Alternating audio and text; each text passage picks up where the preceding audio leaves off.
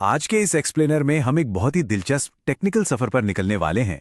हम अक्सर सोचते हैं कि कैसे एक generic of the shelf language model को किसी खास स्पेशलाइज्ड काम के लिए तैयार किया जाता है।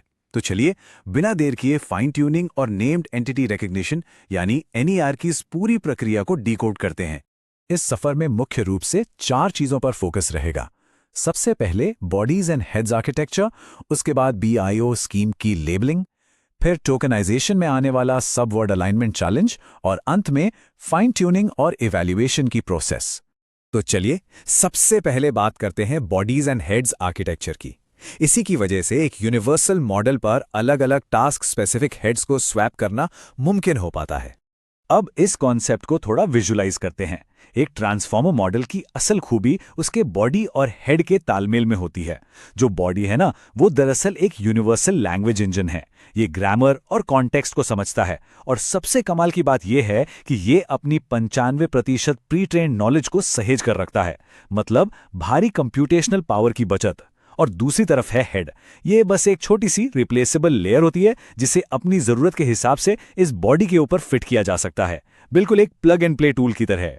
इसे ऐसे समझते हैं, अगर पूरे के पूरे डॉक्यूमेंट का सेंटीमेंट समझना हो तो उसी सेम प्री ट्रेन्ड बॉडी पर एक पूलिंग हेड लगा दिया जाता है, जिसे बर्ड फॉर सीक्वेंस क्लासिफिकेशन कहते हैं। लेकिन अगर हमें नेम्ड एंटिटी रिकग्निशन की तरह हर एक शब्द या टोकन को बारीकी से चेक करना हो, तब हम उसी बॉडी पर बर्ड फॉर टोकन क्लासिफिकेशन नाम का एक पर टोकन हेड लगा देते हैं। मतलब इंजन वही है, बस टूल बदल गया। अब एक प्रैक्टिकल दिक्कत पर आते हैं। कभी कभी कोडिंग करते हुए मनचाहा हेड नहीं मिलता और सीधा इंपोर्ट एरर आ जाता है। ऐसे में घबराने की बिल्कुल जरूरत नहीं है। बस फ्रोजन बॉडी वेट्स के ऊपर पाइटॉर्च का इस्तेमाल करके एक कस्टम हेड बना लेना होता है। मॉडल के पास सारी इंटेलिजेंस तो पहले से ही है, उसे बस सही डायरेक्शन देने की जरूरत होती है। आर्किटेक्चर को समझने के बाद अब आगे बढ़ते हैं और देखते हैं कि नेम्ड एंटिटी रिकग्निशन के लिए डेटा लेबलिंग में बीआईओ स्कीम का क्या रोल है। लीगल या मेडिकल डॉक्यूमेंट्स जैसे बड़े टेक्स्ट में से लोगों के नाम, जगहों या ऑर्गेनाइजेशन को ढूंढना ही एनईआर है। लेकिन मशीन को यह कैसे सिखाया जाए? यही एंट्री होती है बीआईओ स्कीम की। इसमें बी का मतलब है बिगिनिंग, यानी किसी एंटिटी की शुरुआत। आई का मतलब है इनर, यानी उस एंटिटी का अंदरूनी हिस्सा। और ओ का मतलब है आउटसाइड, यानी वो सारे सामान्य शब्द जो किसी भी एंटिटी का हिस्सा नहीं है। चलिए इसे एक बहुत ही सिंपल उदाहरण से समझते हैं। एक वाक्य लेते हैं, Apple was founded in Cupertino. अब मशीन इसे कैसे डिकोड करेगी? एप्पल एक कंपनी है तो उसे मिलेगा B-ORG लेबल। क्यूपर्टिनो एक जगह का नाम है तो वो हो गया B-LOC। बाकी के शब्द जैसे वॉज, फाउंडेड और इन किसी एंटिटी में नहीं आते तो उन्हें चुपचाप ओ लेबल दे दिया जाता है ना? काफी सीधा और सरल तरीका।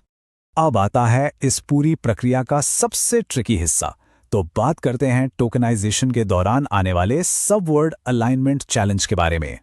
एक बहुत ही सीरियस सवाल है। सोचिए क्या होगा जब एक सिंगल नेम्ड एंटिटी 3 अलग अलग सब वर्ड टोकन्स में टूट जाए। ये टोकनाइजेशन के दौरान एक बहुत बड़ा ट्रैप साबित हो सकता है, क्योंकि मॉडल कंफ्यूज हो सकता है कि ये 3 अलग अलग लोग हैं, जबकि असल में वो सिर्फ एक ही इंसान का नाम होता है। तो इस गड़बड़ को ठीक कैसे किया जाए? मान लीजिए एक नाम है मार्टिन, जिसे बीपेर का लेबल मिला है, लेकिन टोकनाइजर ने उसे 3 हिस्सों में तोड़ दिया, मां, आटे और ना। ऐसे में अलाइन लेबल्स फंक्शन पिक्चर में आता है। ये बिल्कुल सटीक तरीके से मां को बीपर पर ही रखता है, लेकिन बाकी दोनों टुकड़ों को आई पेयर यानी इनर लेबल दे देता है।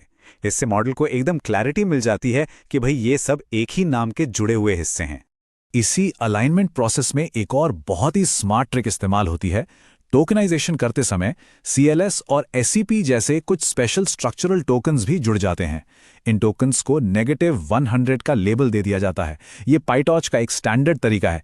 इसका सीधा सा मतलब यह है कि लॉस कैलकुलेट करते समय मॉडल इन टोकन्स को इग्नोर कर दे, ताकि ट्रेनिंग के दौरान मॉडल पर कोई फालतू की पेनल्टी न लगे। फाइनली अब हम अपने आखिरी पड़ाव पर हैं। आइए देखते हैं कि इस स्पेशलाइज्ड मॉडल की फाइन ट्यूनिंग और इवैल्यूएशन कैसे की जाती है। पूरी ट्रेनिंग लूप को बिना किसी रुकावट के चलाने के लिए हम हगिंग फेस ट्रेनर का इस्तेमाल करते हैं, लेकिन इसके साथ एक खास कंपोनेंट चाहिए होता है, डेटा कोलेटर फॉर टोकन क्लासिफिकेशन।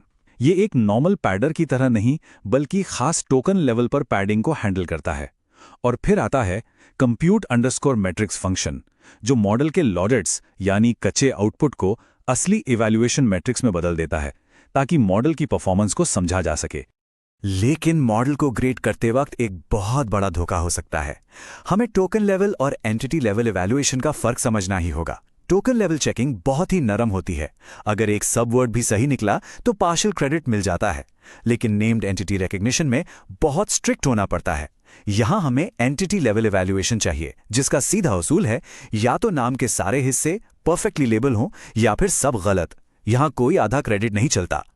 और इसी स्ट्रिक्ट इवैल्यूएशन को लागू करने के लिए सीक इवैल जैसी खास लाइब्रेरी का इस्तेमाल किया जाता है। सोर्स मटेरियल भी साफ कहता है कि सीक इवैल लाइब्रेरी F1 स्कोर को एंटिटी लेवल पर इवैल्यूएट करती है, ना कि टोकन लेवल पर।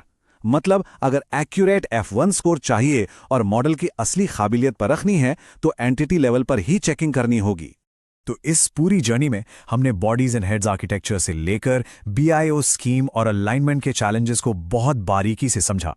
अब ये बिल्कुल साफ है कि फाइन ट्यूनिंग की मदद से कैसे किसी भी जनरल लैंग्वेज मॉडल को एक पावरफुल डोमेन स्पेसिफिक एक्सपर्ट में बदला जा सकता है। अब सोचने वाली बात यह है कि इन टेक्निक्स का इस्तेमाल करके आगे किस नए और स्पेशलाइज्ड डोमेन की चुनौतियों को हल किया जा सकता है। संभावनाएं सच में असीमित हैं। इस एक्सप्लेनर में साथ जुड़ने के लिए शुक्रिया।